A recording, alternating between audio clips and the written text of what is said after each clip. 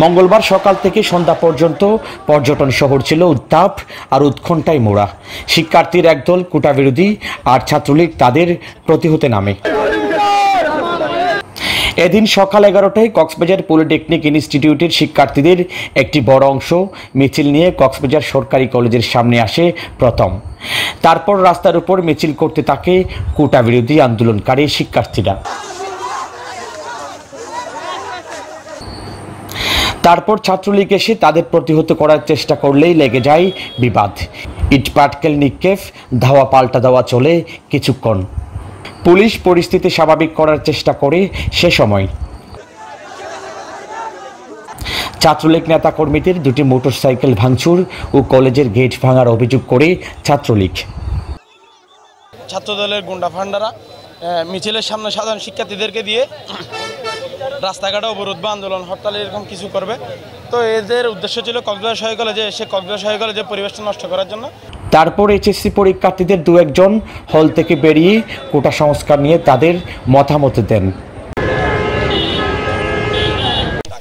কথা সংস্কার চাই, বাংলাদেশের সবাই চায় বলতে গেলে, জনগণ, সাধারণ জনগণ, সাধারণ শিক্ষার্থী সবাই কোটা সংস্কার চায়। আমাদের যেটা ন্যায্য দাবি, যেটা ওরা চাচ্ছে ওটাও আমাদের পাওনা, যেটা আমরা চাওয়ার ইচ্ছা আর কি। ওটা এখন ছাত্র অবস্থাতে আমাদেরও ওই আন্দোলনে যোগ দেওয়া তো আমাদের সুযোগ নাই।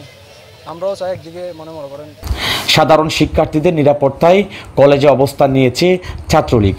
তাদের দাবি, আন্দোলনকারীদের মাঝে ঢুকে পড়েছে শিবির ও ছাত্রদল। শিবিরের চিহ্নিত ক্যাডার বাহিনী শিক্ষার্থীদের নাম দিয়ে বহিরাগত কক্সবাজার পলিটেকনিকের দিক থেকে জমায়েত হয়ে তারা কক্সবাজার সরকারি কলেজে প্রবেশের চেষ্টা করে। সাধারণ শিক্ষার্থী যারা পরীক্ষা দিচ্ছে তাদেরকে তাদের পরীক্ষার ব্যাঘাত ঘটানোর চেষ্টা করছিল।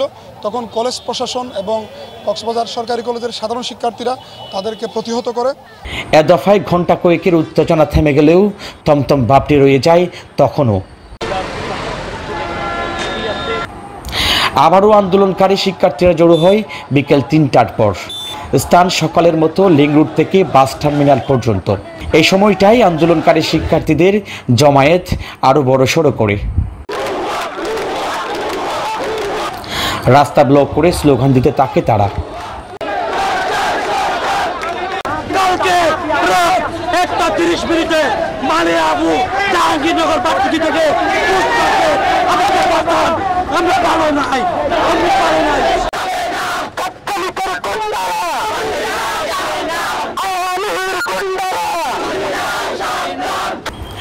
পরে পুলিশ এ দফাতেও পরিস্থিতি শান্ত করতে সক্ষম হয়। কিন্তু বিকেলের এই আন্দোলনের ঢেউ আছড়ে পড়ে শহরে। মিছিল করতে করতে কোটা বিরোধী মিছিল ঢুকে পড়ে শহরে। এই মিছিল থেকে আওয়ামী লীগের কার্যালয়ের দ্বিতীয় তলায় ভাঙচুর চালানো হয়। আহত হয় কয়েকজন।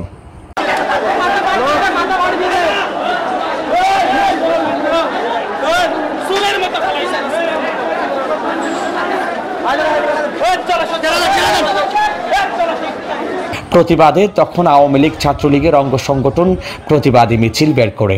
তখন শহীদ দৌলত ময়দানে সমাবেশ থেকে শিক্ষার্থীদের বেপরোয়া আচরণ থেকে বিরত থাকতে বলেন নেতৃবৃন্দরা। তাদেরকে চিকিৎসা দেওয়া। আমরা তো সুশৃঙ্খলভাবে আমাদের লালদিঘির পাড়ের দলীয় কার্যালয়ে আমরা অবস্থান করতেছিলাম। ছাত্রদল শিবিরে এটা আসলে কোটা বিরোধী কোনো আন্দোলন না।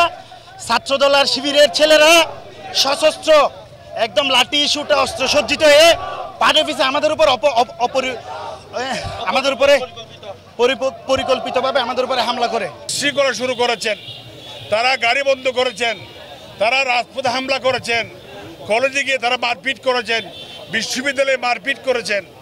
এইভাবে দেশকে চলতে দেওয়া যায় না। আজকে তারা আমরা স্বাভাবিকভাবে পার্টি অফিসের সামনে আমরা অবস্থান নিচ্ছিলাম।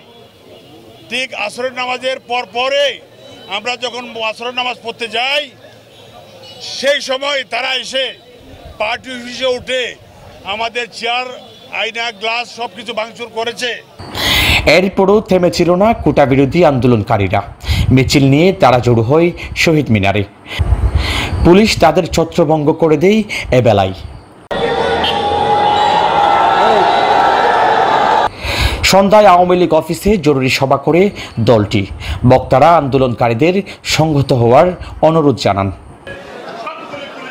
সাধারণ ছাত্র সমাজ শুধু কোটা সংস্কারের পক্ষে থাকবে এবং এ বিষয়ে মাননীয় প্রধানমন্ত্রী আমাদের সকলকে নির্দেশনা দিয়েছেন যাতে সর্বোচ্চ ধৈর্যের মাধ্যমে সাধারণ ছাত্র সমাজের দাবি দাওয়াগুলো পূরণ করা যায় এবং এ বিষয়ে আমরা যারা সংসদ সদস্য আছি আমরাও কিন্তু এ বিষয়ে অনেক।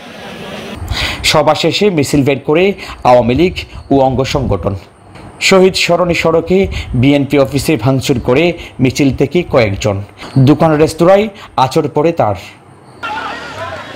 এরপরই বিএনপি নামে ভাঙচুরের প্রতিবাদী মিছিল নিয়ে দলটির বক্তারাও হুঁশিয়ারি উচ্চারণ করেন।